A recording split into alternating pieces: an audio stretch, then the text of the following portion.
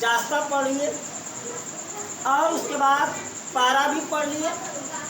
अब हम लोगों को देखना है एल्युमिनियम के बारे में।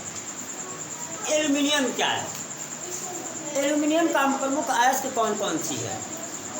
ठीक है, तो एल्युमिनियम का जो प्रमुख अयस्क है उसके बारे में पहले देखें। तो एल्युमिनियम का प्रमुख अयस्क में से सबसे पहला बॉक्साइट है। क्या आता है? बॉक्साइट। और दूसरा आता है क्रोंडम। क्या? क्रोंडम। और तीसरा आता है क्रायोलाइट। ठीक है, याद रहा? Bauxite, corundum, cryolite. क्या क्या? Bauxite, corundum, cryolite. ये तीन मुख्य अयस्क। किसका? एल्यूमिनियम का। एल्युमिनियम का। अब एल्युमिनियम का ये जो तीन अयस्क है, इन तीन अयस्क में से इनका पहले रासायनिक सूत्र देख लें। पहला बोले बॉक्साइट, इसका होता है Al2O3 इंटू 2H2। क्या होता है? Al2O3 into 2H2। वो दिक्कत। और दूसरा होता है कोरोंडम। ठीक है, इसका जो सूत्र होता है वह होता है Al2O3। क्या होता है? Al2O3। अब बात आती है तीसरा अयस्क है क्रायोलाइट। क्रायोलाइट Na3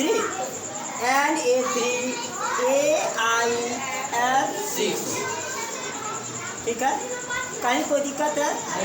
तो इसमें से सबसे बड़ी बात है कि हम लोग जो एल्युमिनियम है इसका जो निष्कर्षण है, इसका निष्कर्षण बॉक्साइट अयस्क से करते हैं। तो बॉक्साइट अयस्क से एल्युमिनियम का निष्कर्षण कैसे होता है, किस रूप में होता है, उसके बारे में जान लें। तो एल्युमिनियम का निष्कर्षण बॉक्साइट अयस्क से कैसे करते हैं? तो सबसे पहले सांद्रित बॉक्साइट का सांद्रित अयस्क लेते हैं। अयस्क को चूना देख जानते हैं ना, चूना। तो चूना की उपस्थिति में जो है सोडियम कार्बोनेट के साथ गर्म करते हैं। किसके साथ गर्म करते हैं? सोडियम कार्बोनेट के साथ। को सांद्रित बॉक्साइट अयस्क को चूने के साथ साथ सोडियम कार्बोनेट के साथ उसको अभिक्रिया कराते हैं, गर्म करते हैं। और जब गर्म करते हैं तो हमें प्राप्त हो जाता है सोडियम एल्यूमिनेट। क्या प्राप्त होता है? Sodium aluminate. याद रहा?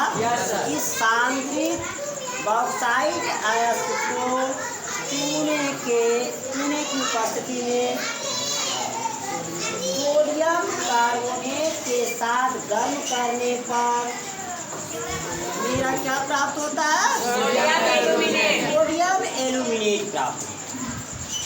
अब जब सोडियम एल्यूमिनेट प्राप्त हुआ तो सोडियम एल्यूमिनेट प्राप्त होने के बाद हम लोग क्या करते हैं कि अवशेष जो जल के साथ है उसके साथ मिलाने पर सोडियम एल्यूमिनेट जल में घुल जाएगा। जैसे उसके साथ घुलाएंगे ना तो जल में घुल जाएगा। और जब जल में घुल जाएगा, जबकि यह ओविलय अपद्रव्य जो बचा हुआ है वह यथावत रह जाएगा, जैसे का तैसे रह जाएगा। अब यथावत जो रह जाएगा उसको हम छकनी से छान लेंगे और छान करके जो क्षणिक द्रव बचा उस क्षणिक द्रव में 50 से 60 डिग्री सेंटीग्रेड ताप पर कार्बन डाइऑक्साइड गैस को प्रवाहित करेंगे। जब कार्बन डाइऑक्साइड गैस प्रवाहित करेंगे तो हमारा क्या होगा कि अवक्षेप का जो छान करके जो अवक्षेप बना हो उधर बचा हुआ है उसको सुखा लेंगे। और सुखाने के बाद उसको तीव्रता से गर्म करेंगे। ठीक है, और जब गर्म करेंगे तब हमको प्राप्त होगा शुद्ध एल्यूमिनियम एल्युमिनियम ऑक्साइड, जिसको कहते हैं हम लोग एल्यूमिना। हाँ, और एल्यूमिना जब हम प्राप्त कर लेंगे तब हम क्या करेंगे कि उसका वैद्युत अपघटन कराएं। पर देखिए, पहले जो अभिक्रिया किए हम सांद्रता को चूना की उपस्थिति में सोडियम बाइकार्बोनेट के साथ, तो हमको प्राप्त हुआ सोडियम एल्यूमिनेट प्राप्त हुआ। और सोडियम एल्यूमिनेट को जब हम घुलाए, छन्ना से छाके, उसको सुखाए, कार्बन डाइऑक्साइड गैस प्रवाहित किए, उसके बाद जब अभिक्रिया हमने कराया तब 50 से 60 डिग्री सेंटीग्रेड पर कार्बन को प्रवाहित किए थे, तब हमारा प्राप्त हुआ एल्यूमिनियम, जिसको कि एल्यूमिनियम ऑक्साइड कहते हैं। ठीक है, और ये एल्यूमिनियम ऑक्साइड को जब हम फिर क्या करते हैं, वैद्युत अपघटन कराते हैं, तब हमारा प्राप्त होगा क्या, एल्यूमिनियम। समझ में आया? कहीं कोई दिक्कत है? हाँ? हो जाएगा। अब देखिए, धातु के बारे में देख रहे हैं तो एक बात और गौर कीजिए। ये जो धातु है, देखा होगा कि घर मकान आप लोग बनाते हैं ना, घर मकान, तो उसमें से छड़ निकला हुआ रह जाता है और उसमें से जंग लग जाती है, खराब हो जाता है। तो ये जंग जो लगता है, ये जंग क्या है, कैसे लगता है?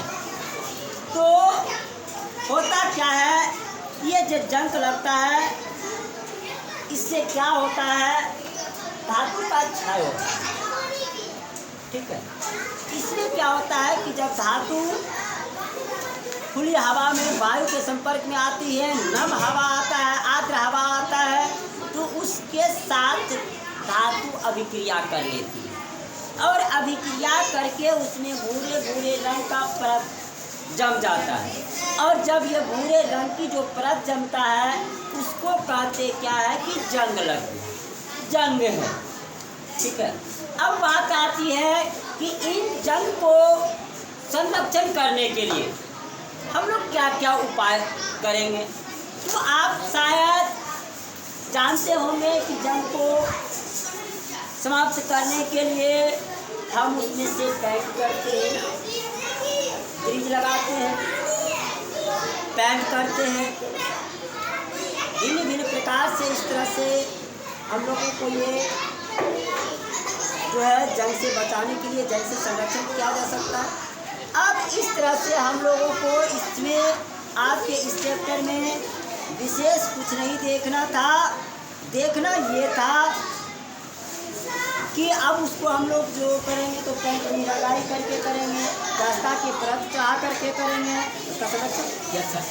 अब बात आती है कि हम लोगों को कुछ जानना ये है कि ये जो मिश्र धातु है, आपने नीचे क्लास में पढ़ा होगा मिश्र धातु, नहीं? मिश्र धातु क्या है कि जब दो या दो से अधिक धातु और अधातु का समान मिश्रण होता है तो वह क्या होता है, मिश्र धातु कहलाता है। अब हम लोग ये देखना चाहेंगे कि ये जो कुछ मिश्र धातु है, तो किन किन मिश्र धातु से कौन कौन सा धातु, कौन कौन सा पदार्थ प्राप्त हुआ है, कौन कौन सा धातु प्राप्त हुआ है, उसके बारे में। जैसे कि आपने नाम सुना होगा पीतल। पीतल में क्या क्या मिक्स है और इसका उपयोग किस रूप में किया जाता है। तो पीतल जो है उसमें से कॉपर है और जिंक है। क्या क्या है? कॉपर 80% है और जिंक 20%। किसमें? पीतल में। याद रहा, पीतल में कितना कॉपर है? 80% और जिंक 20%। और एक नाम सुने होंगे आपने, ब्रॉन्ज। हाँ, तो ये ब्रॉन्ज जो है इसमें कॉपर 90% है। और टीन का नाम सुना होगा, टीन जानते होंगे, वह 10%।